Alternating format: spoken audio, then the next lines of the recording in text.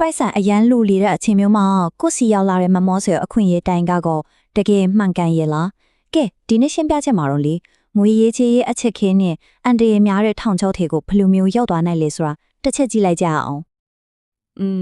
စိတ်ညစ်လိုက်တာပိတ်ဆက်မရှိတာရှက်စရာကောင်းလိုက်တာဆိုတဲ့ခံစားချက်မျိုးကလူတိုင်းနီးပါကြုံဘူးကြမှာပါဒီလိုစိတ်ခံစားချက်ကနေပဲအရာအလုံးကစတင်လာတာပါပဲ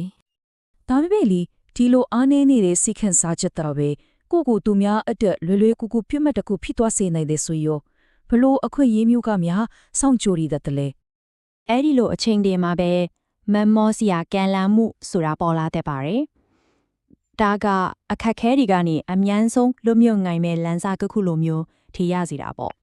ပြီးတော့ဒီလိုစကားမျိုးကြားလိုက်ရတော့ရှင်းပေးတူပေးမှာ3000ရင်းလိုက်တာနဲ့9သိန်းပြန်ရတယ်ဆိုတာမင်းမသိဘူးလားတဲ့အဲ့လိုရင်းရင်းနှီးနှီးပြောလိုက်တဲ့လေတန်ကလည်းဒီမယုံနိုင်စရာကန့်လန့်မှုကိုအမှန်လို့ထင်သွားစေနိုင်ပါတယ်ကဲကဲငနန်းနေနဲ့ပြောကြည့်ရအောင်ရှင်းလေးပဲ3000ကနေ9သိန်းဖြစ်မှာတဲ့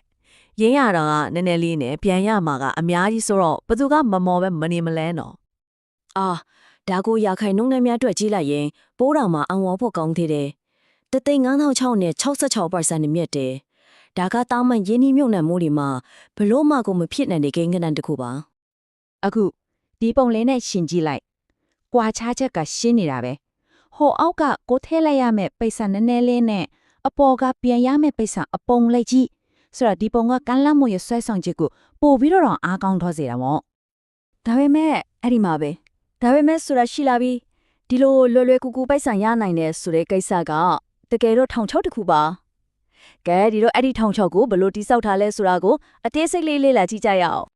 ဒီလင်လယ်မှုရဲ့ပုံစံကတကယ်တော့ရှေးလေးပဲအဆင့်တစ်အနေနဲ့စိတ်တက်ကြနေတဲ့သူစိတ်ဖိုင်းဆိုင်ရောအားနည်းနေတဲ့သူကိုအရင်ရှာတယ်ပြီးရင်အဆင့်နှစ်မယုံနိုင်လောက်အောင်လွယ်တဲ့ဖြည့်ရှင်ချက်တစ်ခုကိုပေးတယ်နောက်ဆုံးအဆင့်3မှာတော့ shine made to pay ဆိုတာမျိုးလို့ပေါ့တိကျတဲ့နာမည်တစ်ခုကိုသုံးပြီးတော့ဒါကတကယ်အစစ်အမှန်လို့ထင်အောင်လုပ်လိုက်ရော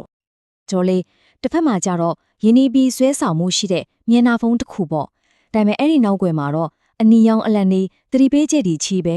လွယ်တယ်အမြင့်များတယ်ဆိုတဲ့စကားလုံးတွေကတကယ်တော့ယုံနိုင်စရာမရှိအောင်ကောင်းလွန်းနေပြီဆိုတဲ့သတိပေးခေါင်းလောင်းတန်နေပါပဲကဲဟုတ်ပြီဒါဆိုရင်ဒီလိုထောင်းချောက်တွေရနဲ့ကိုဘယ်လိုကာကွယ်ကြမလဲ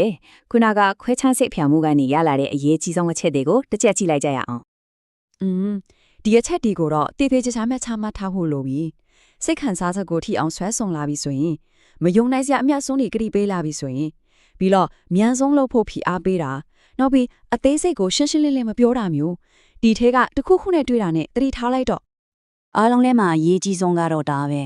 ကဲလန်းချက်တစ်ခုကယုံနိုင်စရာမရှိလောက်အောင်ကောင်းလွန်းနေတယ်ဆိုရင်အဲ့ဒါတကယ်မဟုတ်နိုင်ဘူးဒီတစ်ချက်တည်းနဲ့တင်လေငွေရေးကြီးရေးဆုံးရှုံးမှုတော်တော်များများနဲ့ကာကွယ်ပြီးသားဖူးသွားနိုင်တယ်